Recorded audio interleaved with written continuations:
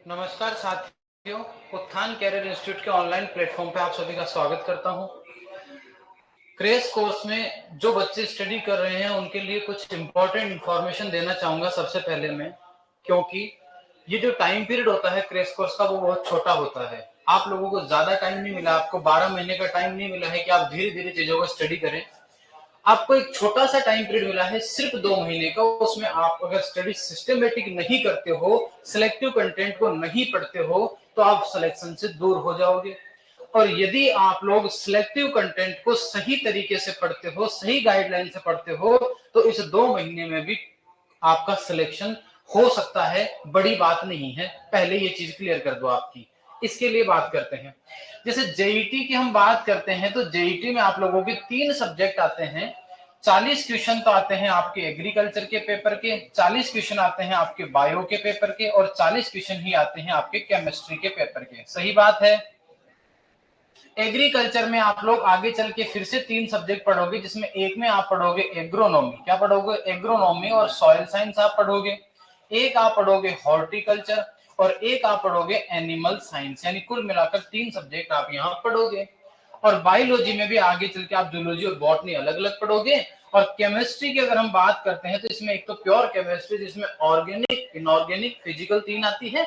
जिसमें अपन अगर बात करें तो लगभग 30 क्वेश्चन तो आते हैं प्योर केमिस्ट्री के, जिसमें आपकी ऑर्गेनिक वाली, इनऑर्गेनिक वाली या फिजिकल जो केमिस्ट्री होती है इसके सवाल आते हैं। और 10 क्वेश्चन जो होते हैं वो आपके आते हैं एग्रीकल्चर केमिस्ट्री, जिसको सॉइल केमिस्ट्री के नाम से हम लोग जानते हैं। इस तरह का स्ट्रक्चर आप लोगों के पेपर का बना हुआ है। पहली चीज क्लियर है।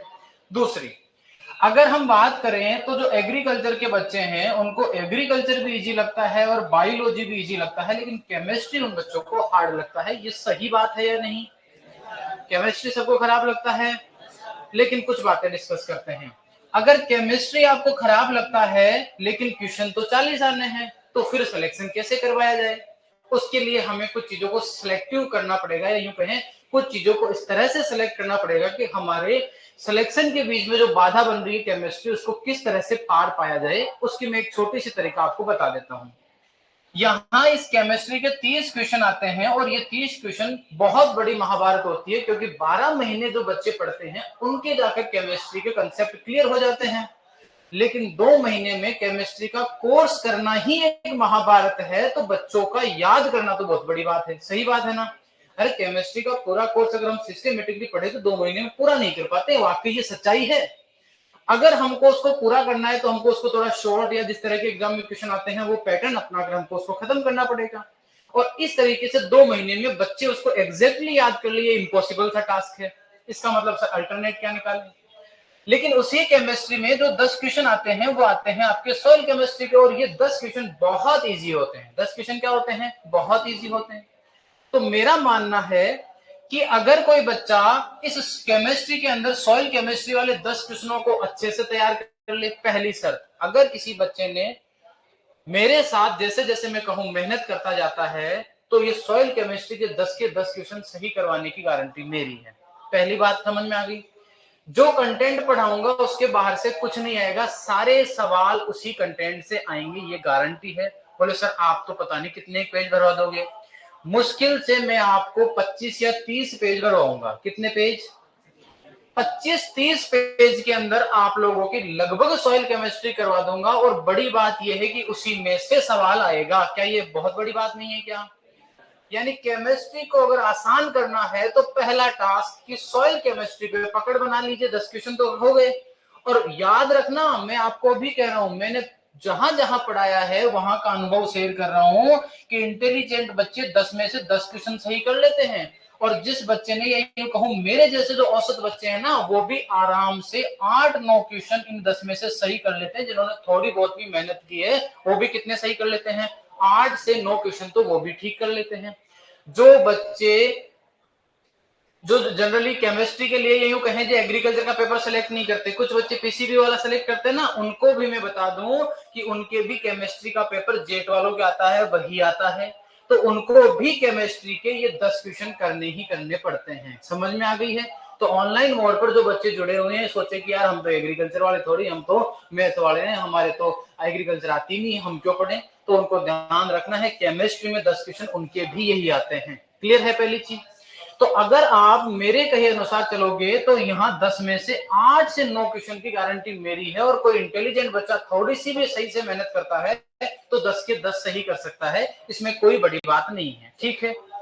और जो 30 क्वेश्चन केमिस्ट्री का पेपर का पैटर्न होता है, इन 30 में से मैं आपको बता देता हूं 10 क्वेश्चन तो बहुत इजी आते हैं, यानी इतने आसान होते हैं कि अगर किसी बच्चे ने 2 महीने क्लास भी अटेंड की है, पढ़ाई नहीं की है, सिर्फ आके बैठ गया और मास्टर का मुंह देख के चला गया ना, वो भी आराम से 10 क्वेश्चन कर सकता है। यानी 30 में से 10 क्वेश्चन इतने इजी आते हैं। और 10 क्वेश्चन जो होते हैं उनका लेवल होता है मीडियम। कैसा लेवल होता है कि किसी बच्चे ने ठीक ठाक मेहनत की है तो वो ही कर पाता है, और बचे हुए 10 क्वेश्चन का जो लेवल होता है वो होता है बहुत ज्यादा हार्ड, यानी जिसके कंसेप्ट क्लियर है केमिस्ट्री में, केवल वही बच्चा इन 10 क्वेश्चनों को कर सकता है। बोले सर अब क्या करें, ये हमारे पास तो 2 महीने का टाइम है, कंसेप्ट क्लियर तो कर नहीं सकते, तो ये 10 छोड़ दें। बोले कोई बात नहीं, छोड़ दो बेटा, टेंशन मत लो। अगर आपने क्लास को भी ठीक से अटेंड किया है तो आप ये 10 क्वेश्चन आराम से कर सकते हो। बोले सर इस बात का क्या मतलब है कि 10 क्वेश्चन आसान होते हैं? जैसे फॉर एग्जांपल मैं एग्जांपल देता हूं, केमिस्ट्री के अंदर क्वेश्चन पूछा हुआ है कि बताइए चूने का सूत्र क्या होता है। बोले कैल्शियम सल्फेट। बुझे हुए चूने का सूत्र क्या होता है, जले हुए चूने का सूत्र क्या होता है, जिप्सम का सूत्र क्या होता है। समझ में आई मेरी बात? इस तरह के सवाल आते हैं। क्या ये सवाल हार्ड है? ये सवाल हार्ड है क्या?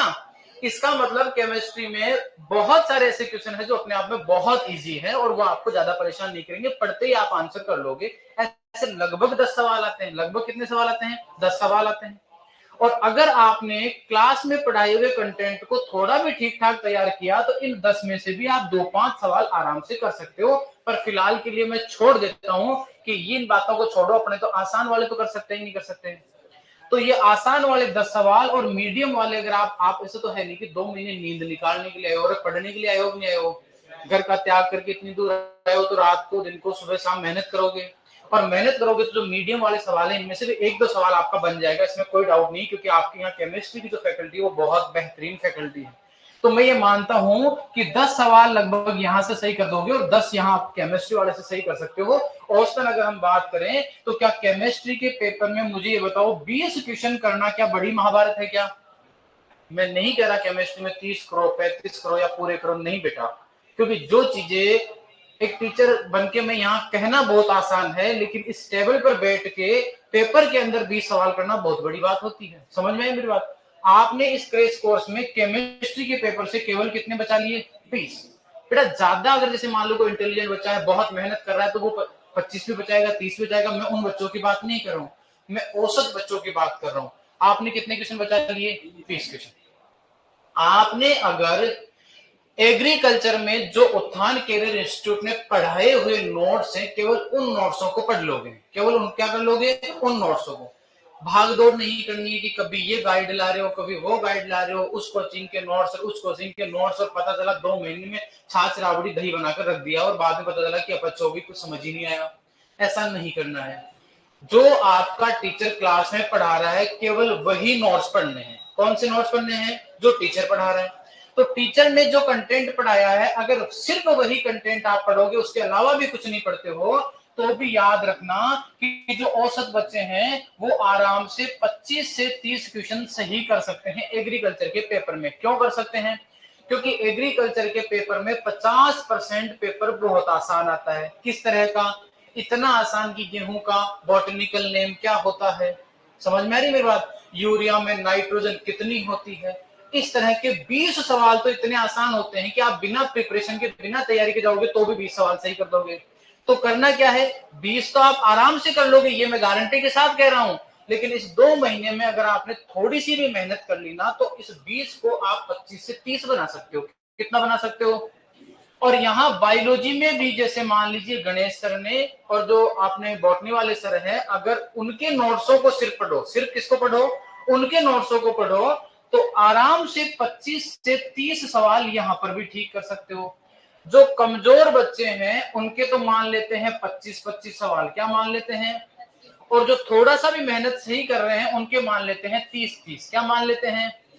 25 और 25 कितने हो गए 50 और 20 कितने हो गए 70 क्वेश्चन। यानी जो कमजोर बच्चे अपने आप को कमजोर, हालांकि कमजोर कोई भी नहीं है इस दुनिया में, कमजोर इस दुनिया में कोई भी, भगवान ने सबको बराबर दिमाग दिया है।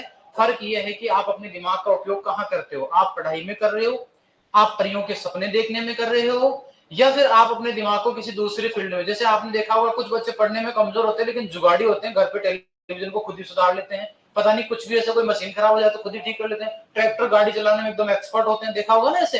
तो उनका जो माइंड है वो एक दूसरी फील्ड में काम कर रहा है, समझ में आ गई। लेकिन कमजोर कोई भी नहीं है। तो ऐसे बच्चों को मैं ये मान के चलता हूं कि 70 क्वेश्चन आराम से सही कर सकते हैं औसत कमजोर बच्चे। और जो इंटेलिजेंट है 30 और 20 के हिसाब से देखें तो 80 क्वेश्चन आराम से सही कर सकते हैं। क्लियर है। 80 क्वेश्चन की बात करें तो लगभग 320 नंबर बनते हैं। कितने नंबर बनते हैं। और 320 नंबर में आपको जो कैंपस कॉलेज है वो आराम से मिल जाएगा। क्या मिल जाएगा। हालांकि पिछले साल के पेपर में तो 320 पर यूनिवर्सिटी कैंपस तक मिल गया लोगों को। क्या मिल गया था यूनिवर्सिटी कैंपस। पर मैं ये मान लेता हूं कि मान लो कि बार पेपर इजी आ गया, कट ऑफ ज्यादा जल्दी, मान लो, अच्छा सोचो मत बुरा सोचो, फिर भी मान के चलो कि अगर 80 क्वेश्चन आपके सही है तो जो यूनिवर्सिटी का कैंपस है वो मिलने से आपको कोई भी नहीं रोक सकता। और जिस बच्चे ने 70 क्वेश्चन सही किए हैं उसका भी बहुत अच्छी कॉलेज में सिलेक्शन हो जाएगा, ये मेरी गारंटी है। इवन आपके 60 भी सही होंगे ना, 60-65 भी, तो भी आपको गवर्नमेंट कॉलेज तो मिल ही जाएगा। तो इस 2 महीने में आप लोग क्या कर सकते हो, इस पैटर्न में अगर मेहनत करते हो तो 80 क्वेश्चन सही करना बड़ी बात नहीं है। मैं फिर क्लियर कर देता हूं, बहुत कॉमन बात है। इसके लिए करना क्या है, क्लास में टीचर्स ने जो कंटेंट पढ़ाया केवल उसी को बार बार रिवीजन करके पढ़ना है। इसके अलावा क्या करना है, आपको टॉपिक सेलेक्ट करके पढ़ना है। केमिस्ट्री में हमें पता है कि 30 में से 10 करना हार्ड है, तो कोई दिक्कत नहीं है, अपनी एक्सपर्ट फैकल्टी है, सर से मिलो और आप कहो कि सर बताओ केमिस्ट्री में कौन कौन से ऐसे टॉपिक है जिनसे ज्यादा एग्जाम में क्वेश्चन आते हैं। पहली बात तो ऐसे टॉपिक ही ऐसे पढ़ो जिनसे एग्जाम में क्वेश्चन क्या आते हैं ज्यादा। या फिर ऐसा टॉपिक पढ़ो, जैसे मान लो एक टॉपिक 15 दिन तक चल रहा है और क्वेश्चन कितना आता है एक, और एक टॉपिक केवल 3 दिन 4 दिन में खत्म हो जाता है और क्वेश्चन कितना आता है एक। अरे तो हम क्यों पढ़े 15 दिन वाला, कौन सा पढ़ो 3 दिन वाला। तो एक तो आसान टॉपिक और एक छोटा टॉपिक, इन 2 क्राइटेरिया पर आप सेलेक्ट कीजिए। जिससे क्वेश्चन ज्यादा आता है केवल वो टॉपिक पढ़ना है, जो आसान है छोटा है वो टॉपिक ज्यादा पढ़ने हैं। उससे क्या होगा, उससे आप ज्यादा कंटेंट को कवर कर पाओगे और आपका जो क्वेश्चन यहाँ सही होने का जो क्राइटेरिया है वो क्या हो जाएगा, बढ़ जाएगा। समझ में आ गई मेरी बात। तो केमिस्ट्री से डर लगता है तो टॉपिकों को सेलेक्ट करके पढ़िए, जो आसान है उनको ज्यादा पढ़िए, उनको ज्यादा वक्त दीजिए। अरे आसान में से तो गलत नहीं होना चाहिए ना। समझ में आ गई मेरी बात। क्योंकि आसान में गलत होने का मतलब जानते हो क्या होता है। जैसे मान लीजिए आपने पेपर अटेम्प्ट किया और एक क्वेश्चन आपको नहीं आता था, बहुत हार्ड था, बहुत क्या था, आपको नहीं आता था, आपने गलत कर दिया, इसका मतलब आपका एक नंबर जो है वो माइनस हो जाएगा। माइनस मार्किंग में कितना नंबर जाएगा, एक। आपको आता तो वैसे भी नहीं था, आपने तुक्का मारने की कोशिश की, माइनस कितना हुआ, एक। अब मान लो एक क्वेश्चन बहुत ही इजी था, बहुत क्या है, आसान है, और याद रखना सारे बच्चे उसको सही कर रहे हैं। सारे बच्चे क्या कर रहे हैं, आपने उसको कर दिया गलत। आपने क्या कर दिया, बाकी सबको 4 नंबर मिलेंगे, आपको मिलेंगे क्या, 4 नंबर पीछे हो गए, प्लस नेगेटिव मार्किंग का कितना, एक। तो आसान क्वेश्चन को गलत करने का मतलब होता है कि आप बाकी बच्चों से 5 नंबर पीछे हो जाओ। कितने नंबर। आसान सवाल गलत होने का मतलब होता है सिलेक्शन से दूर जाना, और हार्ड सवाल गलती हो जाता है तो ज्यादा कोई फर्क नहीं पड़ता है, क्योंकि बाकी सबने या तो किया नहीं है या छोड़ दिया है, या फिर सबका ही गलत होता है। हार्ड में यही होता है। लेकिन आसान जब जब गलत होता है तब आप 5 नंबर माइनस जाते हो, और हार्ड में ध्यान रखना केवल कितने का फर्क पड़ता है, एक। क्लियरली समझ में आ गई मेरी बात। तो आसान चीजें अगर क्रेश कोर्स में आप ध्यान दोगे, इजी चीजों पर ज्यादा फोकस रखोगे, तो मैं गारंटी के साथ कह के जा रहा हूं आपका सिलेक्शन कोई भी नहीं रोक पाएगा। क्लियर है मामला। ये तो हो गया कि आपको करना क्या चाहिए क्रेश कोर्स में। गुरु मंत्र मान लीजिए कि सर हम करें तो क्या करें, सेम बातें यहां आपको यहां पर भी अप्लाई करनी है कि एग्रीकल्चर में वो टॉपिक पहले पढ़ने हैं जिनसे सवाल भी आता है और छोटे हैं। जैसे मान लो एक टॉपिक है वीड मैनेजमेंट, लगभग 15 दिन का टॉपिक है। कितने दिन का, सवाल आता है एक। कितना आता है, एक टॉपिक है भू परिष्करण, क्या है, जो या तो एक दिन में खत्म हो जाता है, या कितने दिन का है, 2 दिन का। सवाल कितना आता है, एक टॉपिक वीट जो बहुत हार्ड है, याद हो ही नहीं सकता। एक है वीट जिसको बच्चे खुद ही जब टीचर पढ़ाता है तो पीछे से जवाब आता है कि देसी हल लिखो सर, एमवी प्रो लिखो सर, ये लिखो वो लिखो, इतना आसान है। तो क्यों ना ऐसा टॉपिक पहले पढ़ा जाए जिससे सवाल भी आता है और याद रखो जिसका एग्जाम के पॉइंट ऑफ व्यू से महत्व भी और छोटा भी है। जैसे एग्रीकल्चर में टॉपिक आता है अपर्दन, क्या आता है? 3 क्लास का टॉपिक है और एक सवाल 100% आएगा। जैसे एक टॉपिक है सिंचाई, सिंचाई से 3-4 सवाल आए हुए हैं पिछले साल के पेपर में। कितने सवाल आए हुए हैं? 3-4। और हर साल के पेपर में 2 से 3 सवाल सिंचाई से आते ही आते हैं। और सिंचाई 5-6 क्लास का टॉपिक है और बहुत आसान है। इसका मतलब हमें एक चीज का ध्यान रखना है सभी विषयों में कि जो टॉपिक इजी छोटा रहे उसको पहले प्रायोरिटी देनी है, ताकि बाकी भीड़ से हम एक कदम आगे चल पाए। समझ में आ गई? मैं आप लोगों को यहां पर अगर केमिस्ट्री की बात करें तो जो सॉइल केमिस्ट्री है वो आप लोगों को मैं पढ़ाता हूं। पहली चीज क्लियर है, मैं क्या क्या पढ़ाऊंगा वो क्लियर कर देता हूं। एक तो क्या पढ़ाऊंगा? Soil chemistry. और दूसरा ध्यान रखना कि यहाँ जो एग्रीकल्चर का पेपर होता है इसमें एग्रोनॉमी प्लस सॉइल साइंस मैं ही पढ़ाता हूं। 2 चीजें क्लियर है, एग्रोनॉमी भी पढ़ाता हूं, सॉइल भी पढ़ाता हूं और सॉइल केमिस्ट्री भी पढ़ाता हूं। क्लियर है मामला? यहां अगर हम बात करें तो हमारे पास एग्रीकल्चर की 3 फैकल्टी है और 2 महीने में मैं अकेला पूरा कोर्स नहीं करवा सकता। सही बात है। इसका मतलब हमने कोर्स को डिवाइड कर दिया। क्या कर दिया? डिवाइड। यहां पर एग्रीकल्चर में आप लोगों को डीके सर भी पढ़ाएंगे प्लस एग्रोनॉमी के एक टीचर और आपको पढ़ा रहे होंगे। फिलहाल चल रही होगी क्लास तो 2 लोग पढ़ा रहे हैं। यहाँ जो सॉइल साइंस और सॉइल केमिस्ट्री है ये दोनों के दोनों कौन पढ़ाऊंगा? मैं पढ़ाऊंगा। पहली चीज क्लियर है आप लोगों के? कोई डाउट है इसके रिगार्डिंग? कोई डाउट नहीं है, ठीक है। सॉइल केमिस्ट्री में आपको एक प्लस पॉइंट और मिलता है क्योंकि 12th क्लास में आप लोगों ने एक याद हो तो आपके कृषि रसायन या एग्रीकल्चर केमिस्ट्री के नाम से आप टॉपिक पढ़ के आए होंगे। बुक पढ़ी थी 12वीं क्लास में, अभी तो एग्जाम दिया है तो सारा कंटेंट पढ़ा हुआ है कि नहीं? इसका मतलब क्या है? इसका मतलब ये है कि आपको ज्यादा मेहनत करनी नहीं है। सॉइल केमिस्ट्री में तो आपको थोड़ी सी मेहनत करनी है, थोड़ी सी मेहनत करोगे आपका काम बन जाएगा। क्यों? क्योंकि सॉइल केमिस्ट्री या एग्रीकल्चर केमिस्ट्री के जो 10 सवाल है वो आपने 12वीं क्लास में पढ़ रखे हैं। सारे के सारे क्या कर रखे हैं? पढ़ रखे हैं। अब मैं आपको क्या करूंगा कि 12वीं क्लास में आपने बहुत सारी थ्योरी पढ़ी थी, अब मैं क्या करूंगा उसको छोटा करूंगा, उसमें से एग्जाम में कैसे सवाल आते हैं वो सवाल बना बना के आपको तैयार करूंगा। समझ में आ गई मेरी बात? कोई दिक्कत नहीं है इसमें। आगे बढ़ सकते हैं क्या हम लोग? ठीक है। आप सोच रहे होंगे कि सर सॉइल केमिस्ट्री आप पढ़ाओगे तो आप कौन हो, पहले तो ये बता दो। ये तो नहीं चल रहा ना दिमाग में? कुछ बच्चों के दिमाग में चल रहा है कि यार आदमी कब से कह रहा है मैं पढ़ाऊंगा मैं पढ़ाऊंगा। भाई तू है कौन? ऐसा है क्या कि 1 घंटे से दिमाग में बस यही चल रहा है कि यार सर ये सब सही है, आप ये पढ़ाओगे आप वो पढ़ाओगे, सारी बात समझ में आ गई, पर सर आप कौन हो ये तो बता दो। तो बेटा मैं आपको बता देता हूं कि मेरा नाम है डॉक्टर SL सुंडा, शंकरलाल सुंडा। और मेरी जो पीएचडी की जो डिग्री है वो उदयपुर एमपीयूटी से मैंने कंप्लीट की है। और वर्तमान में अगर हम बात करें तो मैं भरतपुर एग्री कृषि विभाग के अंदर कार्यरत हूँ, अनुसंधान अधिकारी के पद पर कार्यरत हूँ।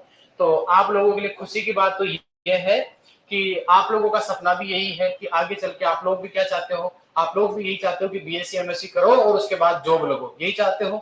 तो मजे की बात यह है कि आपको जो फैकल्टी यहाँ पढ़ा रही है वो फैकल्टी ऑलरेडी उस मुकाम पे पहुंच चुकी है जिस मुकाम पे आप जाना चाहते हो।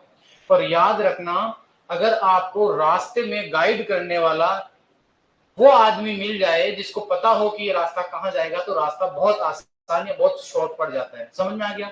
अरे देखो आज की दुनिया में कहीं पर भी जाना है तो आदमी जा सकता है, उसको कोई भी नहीं रोक सकता है, ये सही बात है। अगर आज आप में से एक बच्चा ये ठान ले कि ये जेट कौन सी तोप है इसको मैं क्रैक करके दिखाऊंगा, तो वो अपने घर पर बैठ के खुद तैयारी करके क्रैक कर सकता है। मैं आज कह रहा हूं किसी कोचिंग की जरूरत नहीं है। लेकिन दिक्कत क्या है? दिक्कत यह है कि एक बच्चे को घर पे बैठकर क्रैक करने के लिए 1 साल 2 साल का वक्त लगेगा, क्योंकि उसको पता ही नहीं है कि मेरे को करना क्या है। धीरे धीरे नोट्स का पढ़ेगा, सब कुछ पढ़ेगा, समझेगा, रटेगा, इतने में बहुत वक्त लग जाएगा। जब वो किसी अच्छे संस्थान से जुड़ता है तो क्या होता है कि जो टीचर्स होते हैं वो उसको गाइड करते हैं कि तेरे को ये नहीं करना है, केवल क्या करना है, ये करना है। यानी उसको एक सीधा रास्ता बता देते हैं कि तुझे वहां जाना है तो ये वाला रास्ता घूम के जा रहा है और तेरा ये रास्ता क्या पड़ेगा, एकदम सीधा। मैं आपको वही सीधा रास्ता बताऊंगा। हमारी जो उत्थान की जो फैकल्टी है वो आपको सारी फैकल्टी केवल वो सीधा रास्ता बताने का काम है करेगी। क्लियर है सबको? कोई डाउट नहीं है इसमें? ओके डन, बहुत बढ़िया। इसके बाद हम बात करते हैं कि हम पढ़ेंगे क्या। हमारा जो टॉपिक स्टार्ट करेंगे वो हम स्टार्ट करेंगे, ध्यान रखना, सॉइल साइंस, या यूं कहूं सॉइल साइंस और सॉइल केमिस्ट्री को मिक्स में ही पढ़ेंगे। कैसे पढ़ेंगे? क्योंकि मिक्स में पढ़ोगे तो ज्यादा हो जाएगा। कुछ जो सॉइल केमिस्ट्री है वो सॉइल साइंस का ही एक भाग है। देखो, सॉइल साइंस एक बड़ा सब्जेक्ट है, सॉइल साइंस एक बहुत बड़ा सब्जेक्ट है और इसकी कुल 6 शाखाएं होती है, जिनमें एक आती है सॉइल केमिस्ट्री। क्या आती है? Soil chemistry. एक आती है सॉइल फिजिक्स, एक आती है सॉइल बायोलॉजी, एक आती है सॉइल फर्टिलिटी, एक आती है पेडोलॉजी, एक आती है कंजर्वेशन। टोटल कितने सब्जेक्ट है? 6। और इन 6 में से एक भाग क्या है? Soil chemistry. तो हम इन दोनों को क्यों अलग करें? दोनों को मिक्स में पढ़ते हैं, और मिक्स में पढ़ोगे तो आपको भी क्या आएगा? मजा ज्यादा आएगा। क्लियर है ये चीज आप लोगों को? जैसे ही हमारी सॉइल केमिस्ट्री हो जाएगी या सॉइल साइंस हो जाएगी, उसके बाद में हम एग्रोनॉमी के टॉपिक भी जो इंपॉर्टेंट रहेंगे, आप जो टॉपिक चाहोगे वो टॉपिक हम लोग डिस्कस कर लेंगे। तो सबसे पहले अगर हम सॉइल साइंस पढ़ रहे हैं तो सॉइल की क्या डेफिनेशन लास्ट क्लास, अच्छा बच्चे तो नहीं हो ना, सारे नहीं हो ना, ठीक है, तो जीरो से स्टार्ट करते हैं। तो सबसे पहला शब्द आता है कि सॉइल किसको कहेंगे? सॉइल को हम हिंदी में बोलते हैं मृदा। क्या बोलते हैं? तो मृदा के अंदर ध्यान रखना कि मृदा किस भाषा का शब्द है। तो पहली चीज ध्यान रखना, ये किस भाषा का शब्द है? अरे, सॉइल जो शब्द है ये कौन सी भाषा का है? लैटिन भाषा का है। मैंने ग्रीक लिख दिया तो तुमने भी ग्रीक टिका दिया है, 1 मिनट नहीं लगा ये बोलने में। तो ये लैटिन भाषा का शब्द है। कौन सी भाषा का शब्द है? लैटिन भाषा का। याद रखना, लैटिन भाषा में एक शब्द होता है जो है सोलम। क्या है? यानी यहां से 3 सवाल आते हैं, वो तीनों में क्लियर कर दूं। और इस सोलम के अगर हम बात करें तो इसका अर्थ होता है फर्स्ट। क्या अर्थ होता है? एग्जाम का पहला सवाल कि सोइल किस भाषा का शब्द है? किस भाषा का शब्द है? सोइल शब्द किस शब्द से बना हुआ है? और सोलम का हिंदी में अर्थ क्या होता है? कितने सवाल हो गए? हम थ्योरी नहीं पढ़ेंगे, हम सारी सोइल केमिस्ट्री या सोइल साइंस इसी तरह से डैश डैश में पढ़ेंगे। आपको अपने माइंड को बिल्कुल अवेयर रखना है, क्योंकि अगर आप क्लास में ध्यान नहीं दोगे तो मेरे लिखे हुए नोट्स मरे ही नहीं पढ़ पाओगे, पहले बता देता हूँ। क्यों? क्योंकि हमको शॉर्ट एंड स्वीट में पढ़ना है क्रेश कोर्स में, और सारे सवाल आपके पेपर जो आपके नोट्स होते हैं उन्हीं से आने चाहिए। क्लियर है बात? तो 3 सवाल हो गए हैं कि मृदा किस भाषा का शब्द है, किस शब्द से बना है, और उसका अर्थ क्या होता है। पहली चीज क्लियर है। दूसरी चीज की बात करते हैं कि सर सॉइल की जो डेफिनेशन होती है वो डेफिनेशन क्या होती है। तो सॉइल की डेफिनेशन की बात करते हैं। 2 शब्द याद रखना बहुत इंपॉर्टेंट है। पहला शब्द होता है 3D। पहला शब्द क्या होता है? पहला शब्द है 3D। और याद रखना दूसरा शब्द आ जाता है प्राकृतिक पिंड। क्या आ जाता है? प्राकृतिक पिंड। इन दोनों को समझ लो एक बार के लिए कि इनका मतलब क्या है। 3 का मतलब होता है 3। कितना मतलब होता है? 3। और डी का मतलब है डायमेंशन। क्या मतलब है? यानी 3 डायमेंशन। क्या मतलब हो गया इसका? 3 डायमेंशन। सर ये डायमेंशन क्या है? डायमेंशन का मतलब होता है, जैसे फॉर एग्जांपल ये फोन दिख रहा है आप लोगों को, ये फोन दिख रहा है तो इसकी लंबाई दिख रही होगी आपको, इसकी चौड़ाई भी दिख रही होगी, और इसकी मोटाई भी दिख रही होगी। तीनों चीजें दिख रही है। यानी इस फोन की मैं बात करूं तो इसकी लंबाई, चौड़ाई और ऊंचाई तीनों विमाएं विद्यमान है। सही बात है? अगर मान लो इसकी ऊंचाई नहीं हो या इसकी चौड़ाई नहीं हो, इसका मतलब जैसे मान लो आपको इस तरह सामने से दिखाता हूं तो आपको एक तो क्या दिख रही है? लंबाई। एक क्या दिख रही है? मोटाई। इसकी चौड़ाई दिख रही है क्या? इसका मतलब मिट्टी की तीनों विमाएं विद्यमान होती है। मिट्टी में क्या होती है? तीनों विमाएं। अगर किसी भी कण या किसी भी चीज की तीनों विमाएं उपस्थित होती है तो उसको बोलते हैं त्रिविमीय। क्या बोलते हैं? तो याद रखना, मिट्टी जो है उसकी तीनों विमाएं होती है, इसलिए मिट्टी को बोलते हैं त्रिविमीय। क्या बोलते हैं? क्या बोलते हैं मिट्टी को? त्रिविमीय। दूसरा है प्राकृतिक पिंड। सर इसका मतलब क्या है? प्राकृतिक पिंड का मतलब होता है, अगर मान लीजिए किसी भी पदार्थ का हम प्रयोगशाला में कृत्रिम रूप से निर्माण नहीं कर सकते। क्या नहीं कर सकते हम? ना तो हम उसका निर्माण कर सकते और ना ही हम उसका विनाश कर सकते, ना ही हम उसका क्या कर सकते। ऐसे पिंड को कहते हैं प्राकृतिक। जैसे मिट्टी हमने बनाई, क्या इस पृथ्वी को जो मिट्टी हमने बनाई, क्या हम उस मिट्टी का विनाश कर सकते हैं? क्या ना तो हम बना सकते हैं, ना ही हम क्या कर सकते हैं। अगर ऐसा कोई पदार्थ है तो उसको क्या बोलते हैं? इसका मतलब हो गया कि मृदा एक त्रिविमीय प्राकृतिक पिंड है। यहां तक कोई कंफ्यूजन है? इसके बाद देखो मिट्टी बनी किससे है? बोले सर चट्टानों से बनी है। किससे बनी है? देखो हम थोड़ा सा पुराने टाइम पे चलते हैं तो एक चीज क्लियर रखना कि पहले क्या हुआ था कि सूर्य के ऊपर एक बार ब्लास्ट हुआ, ये कहा जाता है कि सूर्य के ऊपर हुआ था ब्लास्ट। क्या हुआ? और सूर्य से क्या होता है कि कुछ लावा हटकर, ब्लास्ट से क्या हुआ, यहां से लावा हटा और सूर्य से चला गया दूर। कहां चला गया? और ये जो लावा था ये पिघला हुआ था, ये क्या था? गर्म था और पिघला हुआ था, द्रव के रूप में था, लिक्विड फॉर्म में था। समय के साथ धीरे धीरे ये लावा ठंडा हो गया। क्या हो गया? और ठंडा होने के बाद ये जम जाता है और जमने के बाद ये क्या करता है? एक ठोस पिंड का रूप लेता है। गर्म लावा, ध्यान रखना, जब जब जमेगा तो इसके जमने से बनती है चट्टान। क्या बनती है? गर्म लावा जब भी जमता है तो चट्टान बनती है। यहाँ चहान मत पढ़ना बेटा, है ना, दो टह है, एक तो आधा टह है और फिर पूरा टह है, तो उसको मैंने एक ही जगह लिख दिया चट्टान। तो दो चट्टान, गर्म लावा के जमने से क्या बनती है? चट्टान। और जो चट्टान बनती है उस चट्टान का नाम है आग्नेय चट्टान। क्या नाम है उसका? यानी कि ये कहा जाता है कि जब पृथ्वी बनी थी, जब क्या बनी थी? तो पृथ्वी के ऊपर चट्टाने ही चट्टाने थी। क्या थी पृथ्वी के ऊपर? चट्टाने चट्टाने। जो गड्ढे थे बीच में, इन गड्ढों के बीच में तो भर गया पानी। क्या भर गया? और बन गए समुद्र। क्या बन गए? और जो ऊपर उठी हुई चट्टाने थी उन चट्टानों से बन गए भैया पहाड़। क्या बन गए? अब हुआ क्या कि इस पृथ्वी के चारों तरफ गैसों का बन गया आवरण। गैसों का क्या बन गया? यानी इस पृथ्वी के चारों तरफ गैसों का एक आवरण बन गया और आवरण को हमने नाम दे दिया वायुमंडल। क्या नाम दे दिया? क्या नाम दे दिया हमने? वायुमंडल। अब क्या होता है कि इस वायुमंडल में पृथ्वी पर जो पानी है, सूर्य से रोशनी आती है, यहाँ जो पानी है वो गर्म होता है और वायुमंडल में चला जाता है और वर्षा की बूंदों के रूप में वापस से आ जाता है। सही बात है? या पहाड़ों के ऊपर जब सूर्य का प्रकाश गिरता है तो पहाड़ गर्म हो जाते हैं, और किसी भी वस्तु को जब हम गर्म करते हैं तो याद रखना गर्म पड़ने पर उसका जो आयतन है वो फैल जाता है। आयतन क्या हो जाता है? हर एक तत्व में ये गुण पाया जाता है। सभी तत्वों की बात कर रहा हूं कि अगर किसी भी तत्व को हम गर्म करेंगे तो उसका तापमान क्या होगा? एक उदाहरण ले लेते हैं। चाय बनाई है सबने, स्टोव पे रख दिया, जैसे ही आप स्टोव को ऑन करते हो, गर्म करते हो, चाय उफड़ने की कोशिश करती है कि नहीं? स्टोव को बंद करते हैं वापस से। सबने देख रखा है, ये कॉमन एग्जांपल है जो आपने देख रखा है, इसलिए ये दे रहा हूं। ये बहुत ज्यादा प्रसार होता है इसलिए दे रहा हूं। जैसे आपने अक्सर 5वीं क्लास में एक बात पढ़ी होगी कि रेल की पटरियों के बीच में गैप छोड़ा जाता है। पढ़ी है ये बात कि रेल की लाइन होती है ना, तो जैसे एक यहां तक हो गया, फिर यहाँ बीच में छोटा सा गैप, फिर यहाँ बीच, इस तरह से बहुत सारे गैप छोड़े जाते हैं पटरियों के बीच में। ऐसा क्यों? ये सवाल आज के 2 साल पहले जब मैं कहीं भी पढ़ाता था तो वहां ऐसे पढ़ा रहा था, तो मैंने कहा रेल की पटरियों के बीच में गैप क्यों छोड़ते हैं? तो एक आपके तरह समझदार बच्चा खड़ा हो, बोले सर मुझे पता है। मैंने कहा बता। बोले सर इससे क्या होती है, पटरियां बच जाती है और उनसे हम नई पटरियां और बिछा सकते हैं। मैंने कहा क्या बात है, कितने बुद्धिजीवी जीव हैं। समझना इसका कारण। जैसे मान लो गर्मियों के दिनों में क्या होगा कि ये जो लोहा है वो गर्म होगा। क्या होगा?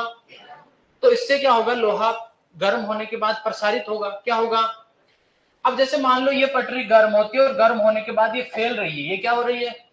तो ये इधर की तरफ फैलती है, तो कोई दिक्कत वाली बात नहीं है, यहाँ इस गैप के अंदर फैल जाएगी, कोई दिक्कत है क्या? और जैसे ही ठंडी होती है तो वापस से सिकुड़ कर गैप बन जाएगा। मान लो मैंने ऐसा नहीं किया, मैंने सीधी एक ही लाइन बिछा दी, तो होगा क्या कि गर्मी में ये फैलेगी। अब फैलने के बाद इसको इधर बढ़ने के लिए तो जगह है ही नहीं, तो ये क्या करेगी? टेढ़ी मेढ़ी हो जाएगी। अरे नॉर्मल जैसे मान लो एक तिनका लो, एक क्या लो, और दोनों तरफ से उसको दबाओगे तो वो ऐसे टेढ़ा मेढ़ा होगा कि नहीं होगा? सही बात कह रहा हूं ना? इसका मतलब ये हुआ कि गैप हम इसलिए छोड़ते हैं ताकि गर्मियों में लोहे की पटरी जब फैलती है तो जो पटरी है वो टेढ़ी मेढ़ी नहीं हो। टेढ़ी मेढ़ी होगी तो गाड़ी गिर जाएगी। सही बात है?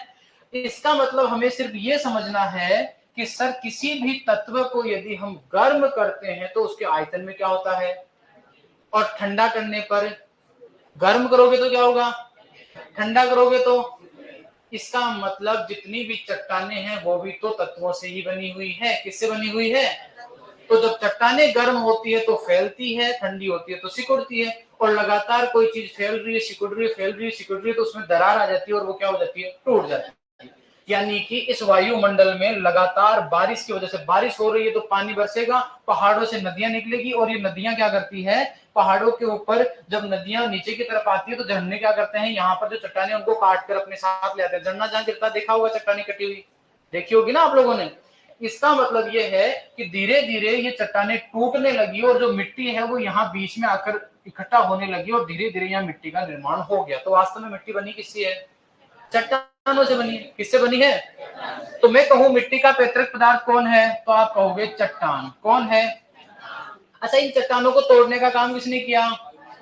और वायुमंडल में क्या आता है? बोले सर तापमान, हवा, वर्षा, ये सब क्या है? कारक है। ये सब क्या है? और ये वायुमंडल में जितने भी कारक है सारे के सारे कारक प्राकृतिक कारक है। कौन से कारक हैं? यानी इन प्राकृतिक कारकों ने किसके ऊपर क्रिया की है? और चट्टान क्या है? पैतृक पदार्थ। तो क्या मैं ये कह सकता हूं क्या कि प्राकृतिक बलों की पैतृक पदार्थों पर क्रिया के फलस्वरूप मिट्टी बनती है? कह सकता हूं क्या? आपकी परिभाषा तैयार है। पहली बात, त्रिविमीय प्राकृतिक पिंड है जिसका निर्माण पैतृक पदार्थों पर, किसके ऊपर?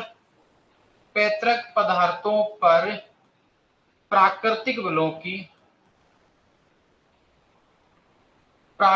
बलों की क्रिया के फलस्वरूप होता है। परिभाषा सुन लेना सारे बच्चे। मृदा एक त्रिविमीय प्राकृतिक पिंड है जिसका निर्माण पैतृक पदार्थों पर प्राकृतिक बलों की क्रिया के फलस्वरूप होता है। एग्जाम में आपको सवाल क्या पूछता है? एग्जाम में आपको सवाल एक तो ये पूछता है कि मृदा होती है, क्या होती है?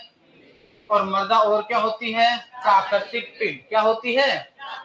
जैसे एक तो हो गया मृदा, उसी तरह से एक शब्द आता है भूमि। क्या आता है? भूमि को इंग्लिश में बोलते हैं लैंड। क्या बोलते हैं? याद रखना, भूमि होती है 2D। भूमि क्या होती है? 2D का मतलब होता है द्विविमीय। क्या मतलब होता है? तो अब आपको कंफ्यूज नहीं होना है। भूमि तो क्या होती है? द्विविमीय। और मृदा क्या होती है? त्रिविमीय। मृदा क्या होती है? क्या यहां तक आपको कोई कंफ्यूजन है? कोई कंफ्यूजन नहीं है? बहुत बढ़िया, चलो आगे बढ़ते हैं। कंफ्यूजन नहीं है तो अगला आप लोगों के लिए एक छोटा सा टॉपिक है, या यूं कहें मृदा विज्ञान की शाखाएं। किसकी? मृदा विज्ञान की शाखाएं। वैसे मैं आपको बता देता हूं, अभी थोड़ी देर पहले ही मैंने आपको पढ़ाया था कि मृदा विज्ञान की शाखाएं होती है 6। कितनी होती है? लेकिन 12वीं क्लास की किताब में शाखाओं के रूप पर केवल कितनी दे रखी है? वास्तव में वो शाखाएं नहीं है, वो मृदा विज्ञान के सिद्धांत है। क्या है? मृदा विज्ञान के। लेकिन अगर आपकी बुक ने उनको शाखाएं बना रखी तो हम भी क्या बना लेते हैं? शाखा। तो पहले नंबर पर अगर हम बात करते हैं तो पहली शाखा आ जाती है पेडोलॉजी। क्या आ जाती है? पहली शाखा क्या आ जाती है? और दूसरे नंबर पर अगर हम बात करें तो दूसरी जो शाखा है वो आ जाती है एडेफोलॉजी। क्या आ जाती है? क्या आ जाती है? एडेफोलॉजी। कोई दिक्कत नहीं है यहाँ तक? चलो बहुत बढ़िया। अब छोटा सा एक कंसेप्ट समझ लीजिए, और समझना ही नहीं है, अच्छे से याद कर लेना। अगर मान लीजिए किसी भी शब्द के लास्ट में लॉजी लगा हुआ हो। क्या लगा हुआ हो? लास्ट में क्या लगा रहे? या फिर लास्ट के अंदर मान लीजिए नोमी लगा हुआ हो। क्या लगा हुआ हो? या फिर मान लीजिए लास्ट के अंदर वाई आ जाए। क्या आ जाए? ऐसे शब्द सामान्यतया ग्रीक भाषा के होते हैं। कौन सी भाषा के होते हैं? ऐसे शब्द सामान्यतया कौन सी भाषा के होते हैं? और यदि मान लीजिए किसी भी शब्द के लास्ट में कल्चर जुड़ा हुआ हो। क्या जुड़ा हुआ हो? तो ऐसे शब्द सामान्यतया होते हैं लैटिन भाषा के। किस भाषा के होते हैं? अगर आपने ये कंसेप्ट समझ लिया तो यूं याद रखना मेरी एक बात कि आपने ऑलमोस्ट यूं समझ लेना शब्दों की, जो आपके एग्जाम में सवाल आता है ना कि कौन सी भाषा का, ये बीमारी खत्म कर ली है। और आपको लगे कि सर इतनी सी बात पूछता है, तो मैं बता देता हूं जेईटी 2021 के पेपर में पूछा गया था कि एग्रोनॉमी। कौन सी? एग्रोनॉमी जो है 2021 के पेपर में था कि एग्रोनॉमी कौन सी भाषा का शब्द है? किसका है? किसका है? याद रखो, जिसके लास्ट में क्या होता है? या किसका होता है? और जिसके कल्चर होता है वो।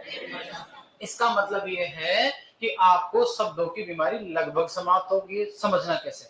जैसे फ्लोरिकल्चर किस भाषा का शब्द है? किसका है? ओलेरिकल्चर किस भाषा का है? एग्रीकल्चर किस भाषा का है? ठीक है, बहुत बढ़िया। इकोलॉजी किस भाषा का है? पेडोलॉजी किस भाषा का है? एडोफोलॉजी किसका है? एग्रोनॉमी किसका है? समझ में आ रही है मेरी बात? पैथोलॉजी किसका है? यानी कुल मिलाकर ये पीछे वाले शब्द से हम एक आइडिया तो लगा सकते हैं, लेकिन इसके अपवाद भी है। मैं ये नहीं कह रहा हूं सारे ही होते हैं, पर आप याद रखना लगभग होते हैं, लगभग होते हैं। जैसे एक शब्द होता है पोमोलॉजी, क्या है? तो पोमोलॉजी बेटा ग्रीक प्लस लेटिन दोनों का मिश्रण है। लेटिन और ग्रीक का क्या है? मिश्रण। हालांकि उसके पीछे लॉजी लगा हुआ है, पोमोलॉजी, तो लॉजी है इसलिए वो किसका है? ग्रीक का। लेकिन उसमें आगे जो पोम शब्द आता है वो कौन सी का है? लेटिन का। तो वो लेटिन ग्रीक का है। कौन सी का है? Latin Greek. तो ये कंसेप्ट आपको याद रखना ही रखना है। रख लोगे? पक्का? चलो बहुत बढ़िया।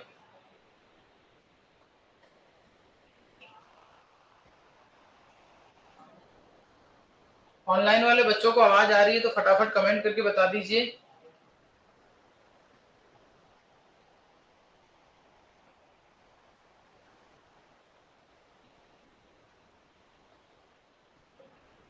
ठीक है, आगे चलते हैं। देखो,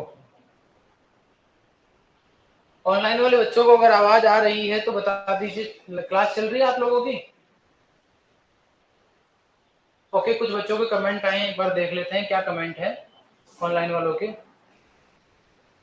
हाँ, एग्रीकल्चर के स्टूडेंट है HR चौधरी, बहुत बढ़िया बेटा। हार्दिक प्राची कह रही है सर बेस्ट यूनिवर्सिटी के लिए कितने क्वेश्चन चाहिए? लगभग अगर बेस्ट यूनिवर्सिटी में जाना है तो लगभग 90 क्वेश्चन, आप जहां चाहोगे वहां एडमिशन हो जाएगा। 90 के आसपास आप क्वेश्चन, 90 से ऊपर कहिए, सही कीजिए।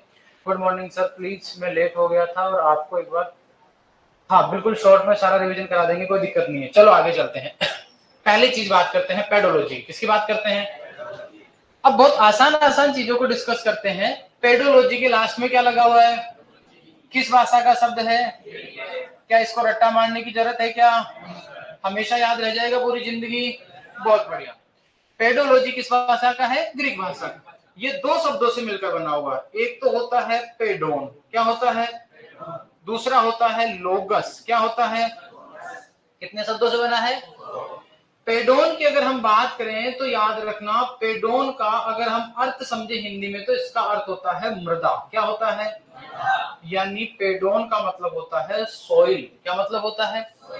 और अगर लोगस का अर्थ समझने की कोशिश करें तो इसका अर्थ होता है अध्ययन करना। क्या करता है? होता है मतलब अध्ययन करना। यानी पेडोलॉजी शब्द का मतलब हो गया मृदा का अध्ययन करना। क्या मतलब हो गया? शाब्दिक अर्थ अगर हम समझे किसी भी चीज का तो उसका मतलब होता है मृदा का अध्ययन करना। उसी तरीके से हम बात करें एडेफोलॉजी की। किसकी बात करें? बताइए कौन सी भाषा का है? अरे वाह मेरे रसगुल्लो, किस भाषा का है? ग्रीक भाषा का है। रट्टा मारने की जरूरत है जिंदगी में? एडेफोलॉजी भी दो शब्दों से मिलकर बना हुआ है। एक शब्द होता है एडेफोस, क्या होता है? दूसरा क्या हो जाएगा? लोगास। एडेफोस का मतलब भी मेरे प्यारे रसगुल्लो होता है मृदा। क्या मतलब होता है? जिसको क्या बोलते हैं इंग्लिश में? सॉइल। और लोगस का मतलब क्या होता है? अध्ययन करना। क्या मतलब होता है? यानी चाहे पेडोलॉजी हो चाहे एडेफोलॉजी हो, दोनों का मतलब होता है मृदा का अध्ययन। जब दोनों में ही मिट्टी का अध्ययन करना था तो अलग अलग शाखाओं की कहां जरूरत थी? एक से ही काम चला लेते।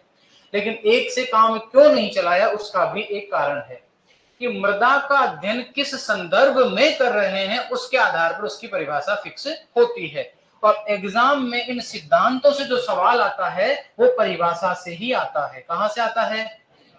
पेडोलॉजी का मतलब क्या होता है समझ लेना, कि यदि मृदा का अध्ययन, किसका अध्ययन? यदि मृदा का अध्ययन उसके निर्माण, वर्गीकरण तथा विस्तार के संदर्भ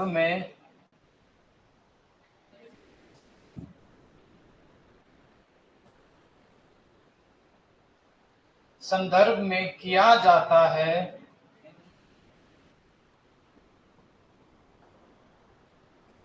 पेडोलॉजी कहलाती है। ये शाखा क्या कहलाती है? पेडोलॉजी। सामने ध्यान देना एक चीज के ऊपर, यदि मान लीजिए परिभाषा में ये तीन शब्द मिले आपको, क्या? यानी अगर आप मिट्टी का अध्ययन कर रहे हो, अध्ययन में क्या देख रहे हो कि भाई मिट्टी का निर्माण कैसे हुआ, मिट्टियों को अलग अलग भागों में बांटते हैं, लाल मिट्टी या फिर जलोढ़ मिट्टी, काली मिट्टी, अलग अलग भागों में बांटते हैं, नहीं बांटते हैं? तो उनको अलग अलग भागों में बांटने का काम भी कौन करता है? पेडोलॉजी।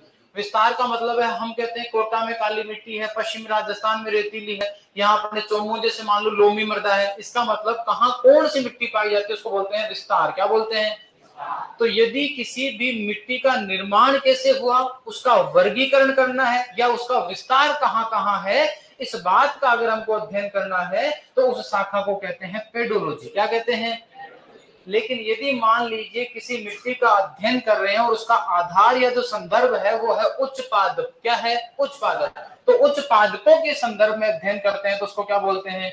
उसको बोलते हैं एडेफोलॉजी। क्या बोलते हैं उसको? एडेफोलॉजी। तो साफ साफ हो जाएगा कि यदि मृदा का अध्ययन, या फिर यूं कह देते हैं मृदा का अध्ययन जब उच्च पादपों के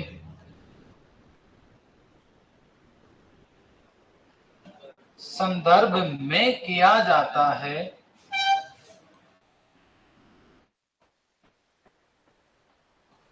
इसे क्या बोलते हैं? एडेफोलॉजी कहते हैं। कोई दिक्कत है इसमें? पक्का कोई दिक्कत नहीं है इसमें? ठीक है। अब दो तीन छोटी छोटी बातें समझ लीजिए। अगर आपको परिभाषा में उच्च पादप शब्द दिख जाए, क्या दिख जाए आपको परिभाषा में, तो इसका मतलब वो किसकी परिभाषा है? और यदि मान लीजिए आपको परिभाषा के अंदर जो शब्द दिखाई दे रहा है उसमें आपको क्या लिखा हुआ दिख रहा है? आपको दिख रहा है पेडोलॉजी, ये सॉरी निर्माण दिख रहा है। क्या दिख रहा है आपको? या फिर उसमें दिख रहा है, या उसमें दिख रहा है विस्तार, इसका मतलब किसकी परिभाषा है?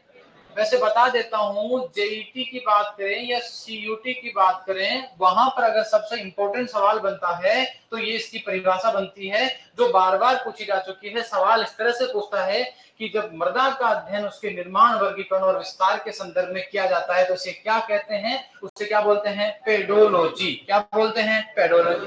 वैसे यहाँ हम क्या कर रहे हैं? निर्माण का अध्ययन कर रहे हैं। किसका अध्ययन कर रहे हैं? अभी मिट्टी की परिभाषा में हमने थोड़ी देर पहले पढ़ा था कि मिट्टी का निर्माण स्वतः होता है और विनाश भी कैसे होता है, इसीलिए उसको क्या कहा था? प्राकृतिक पिंड। क्या कहा था? तो कोई आपको ये पूछ ले कि पेडोलॉजी के अनुसार, किसके अनुसार है? पेडोलॉजी के अनुसार मिट्टी क्या है? पेडोलॉजी के अनुसार मृदा क्या है? तो याद रखना, मृदा होती है प्राकृतिक पिंड। क्या होती है? लेकिन यहाँ तो हम निर्माण की बात करें इसलिए हमने प्राकृतिक पिंड कह दिया। क्या यहाँ हम निर्माण की बात कर रहे हैं? क्या यहाँ तो किसकी बात कर रहे हैं?